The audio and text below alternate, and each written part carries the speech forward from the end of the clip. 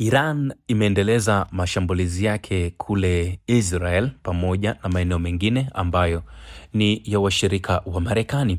Wakala wa habari wa Iran umetoa video Ijumaa ikionyesha wanajeshi wa Islamic Revolutionary Guards Corps IRGC wakipiga makombora kutoka eneo ambalo halijajulikana, huku vita vya Marekani na Israel dhidi ya Iran vikiendelea bila ishara ya kumalizika. Kampuni ya mafuta ya serikali ya Kuwait ilitangaza kuwa kiwanda chake kimekumbwa na mashambulizi kadhaa ya drone iliyosababisha moto kuungua baadhi ya maeneo. Vipande vya makombora vya Iran viliharibu maeneo ya makazi katika mji wa Israel wa Rehoboth, ambapo jeshi la Israel limesema limepiga mashambulizi kwenye ofisi za serikali mjini Tehran, ambapo televisheni ya serikali ya Iran ilitangaza kuwa makamu mkuu wa mawasiliano ya umma ya IRGC naye ameuawa. Mashambulizi hayo yanaendelea huku vita vilivyoanzishwa na Marekani na Israel vikiendelea wiki ya 4. Alhamis, Rais wa Marekani Trump alirudia wito kwa mahasimu wake kusaidia kuhakikisha usalama wa usafirishaji kupitia Strait Hormuz, kwani vitisho vya Iran kuvizia meli vimefanya njia hiyo ambayo hutoa 20% ya mafuta na gesi asilia ambayo imeyeyushwa duniani karibu kufungwa. Hata hivyo, Rais wa Ufaransa Emmanuel Macron alisema kuwa msimamo wa Paris ni wa kujilinda tu, huku akifanya kila juhudi kupunguza mvutano. Naye kansela wa Ujerumani Friedrich Merz alisema Berlin inaweza kushiriki katika hatua za usalama, lakini baada ya mapigano kuisha. Uwezekano wa mapumziko ya amani umekumbwa na dhana ya kuwa Israel na Marekani zina malengo na mikakati tofauti. Malengo yaliyowekwa na rais hayafanani na yale ya serikali ya Israel. Mkurugenzi wa ujasusi wa taifa la Marekani Tulsi Gabbard alisema katika kamati ya ujasusi ya bunge Alhamis kuwa Israel inajaribu kuharibu utawala wa Iran, huku Trump akilenga kuondoa uwezo wa Iran wa kupiga makombora, kulazalisha makombora pamoja na kuendesha jeshi la majini. Waziri Mkuu wa Israel Benjamin Netanyahu alidai Alhamis kuwa Irani haina tena uwezo wa kuchanganya uranium au kuzalisha makombora. Hata hivyo, mashambulizi yanayoendelea yanapingana na madai hayo, ambapo Revolution Guards wanasema uzalishaji wa makombora unaendelea na kamwe haujakoma.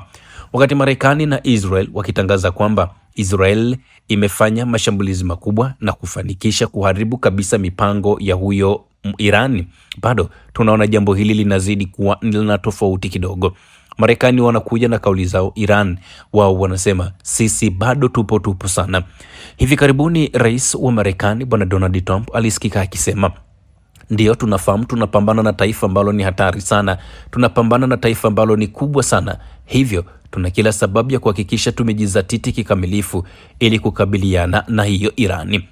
Baada ya matamshi hayo kulitokea matamko mbalimbali kutoka kwa watu mbalimbali. Sasa leo Rais wa Marekani Bwana Donald Trump ametangaza wazi kwamba sasa wana mpango wa kuingia katika mgongano mzito zaidi na nchi wanachama wa NATO.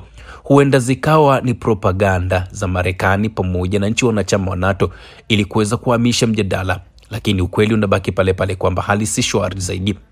Rais wa Marekani Bwana Donald Trump kupitia katika ukurasa wake wa X pamoja na Truth Social amechapisha maneno yafuatayo: bila Marekani, NATO ni simba wa karatasi.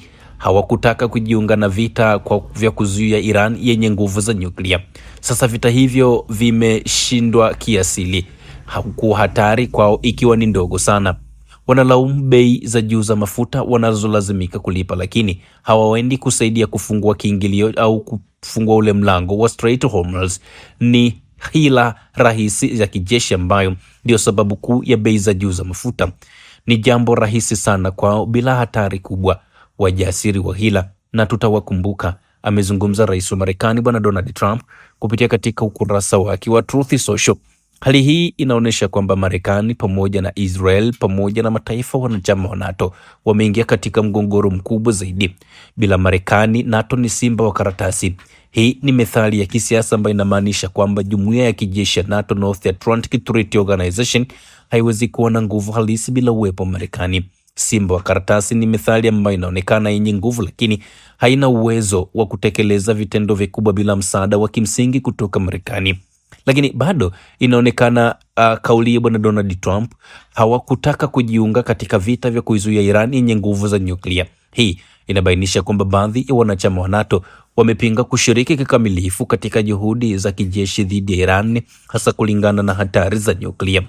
Amesema pia sasa vita hivyo vimekwisha kushindwa kiasili na hatari kwao ni ndogo sana. Hii inaashiria ukweli wa kwamba vitendo vilifanikiwa kwa njia ya kijeshi au kisiasa. Kwa hivyo hatari kwa wanachama wa NATO inaonekana ndogo baada ya Marekani kujitosa.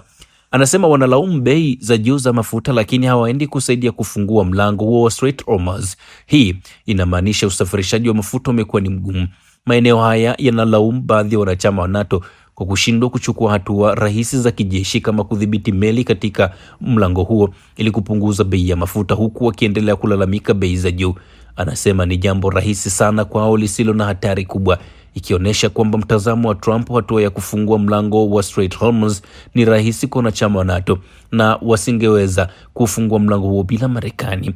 Lakini anasema ni wajasiri wa hila, akisema tutawakumbuka.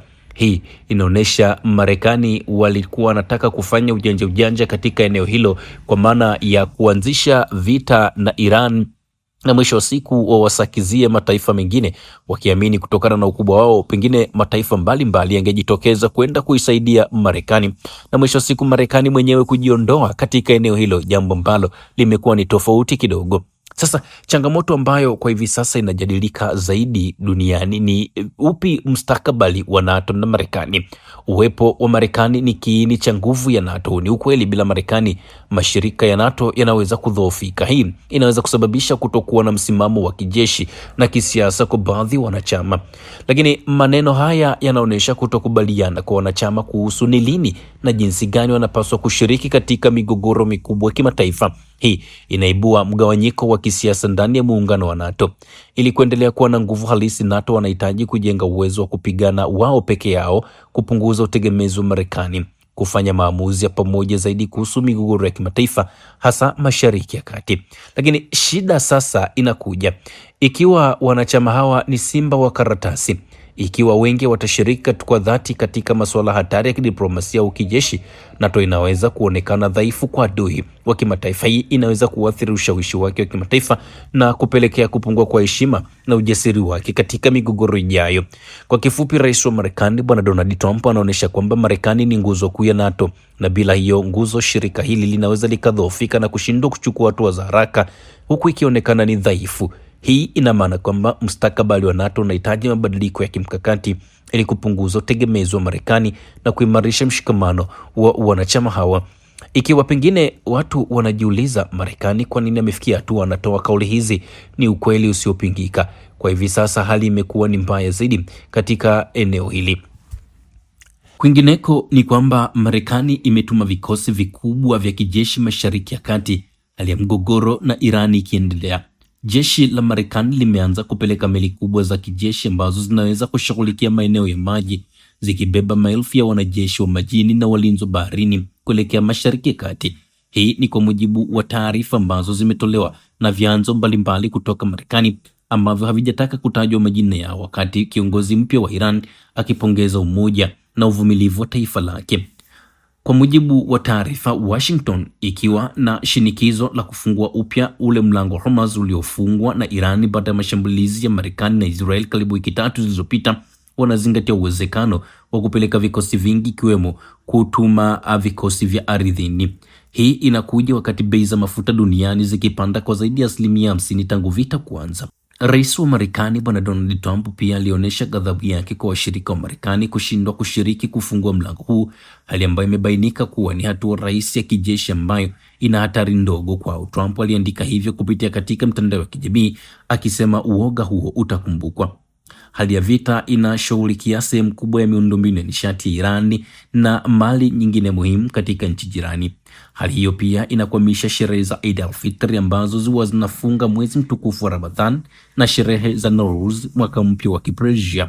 Mujtaba Khamenei, kiongozi mpya wa Irani ambaye hajawahi kuonekana hadharani tangu mashambulizi ya Israeli yaliyoua baba yake na kiongozi awali, alituma ujumbe kupitia katika mitandao yake ya kijamii akisema adui alidhani kwa kushambulia kiongozi wa watu mwenye ushawishi angeweza kueneza hofu na kulazimisha watu kuondoka, lakini taifa limejibu kwa umoja, uvumilivu na kuweka adui kwenye hali ya kutoshughulikia mambo yake. Bei ya mafuta ya mfano yale mafuta ambayo bado haijachakatwa kwa sasa imefikia takribani kwa pipa moja $110 ambayo haijawahi kufanyika. Israel waliahidi kuepuka mashambulizi zaidi kwenye uwanja wa gesi wa South baada ya shambulio la Iran dhidi ya Qatar kuharibu sehemu za uzalishaji wa gesi, yale ambayo itapunguza soko la gesi duniani. Hata hivyo, kiwanda cha mafuta cha Kuwait Minal Al Ahmad kimeshambuliwa na drone siku ya leo na baadhi ya sehemu ambazo zilikuwepo zikiwaka moto. Nchi kadhaa za Ulaya, Ujerumani, Uingereza, Ufaransa, Italia, Uholanzi na Canada pamoja na Japan sio mwanachama wa NATO zimeapa kushirikiana kuhakikisha usafirishaji salama kupitia mlango wa Hormuz. Hata hivyo, viongozi wa Ujerumani na Ufaransa wamebainisha kwamba hii inategemea na vita vitamalizikaje. Usambazaji wa mafuta na petroli umepungua takribani milioni 12 mapipa kwa siku, sawa na 12% ya mahitaji ya dunia, kutokana na kupunguzwa kwa uzalishaji na kusimamishwa kwa mauzo. Hii itadumisha shinikizo kwenye soko la nishati kwa miezi au hata miaka ijayo. Kuwa shirika la kimataifa la nishati Faith Birol amesema kurekebisha hali hii inaweza kuchukua hadi miezi 6.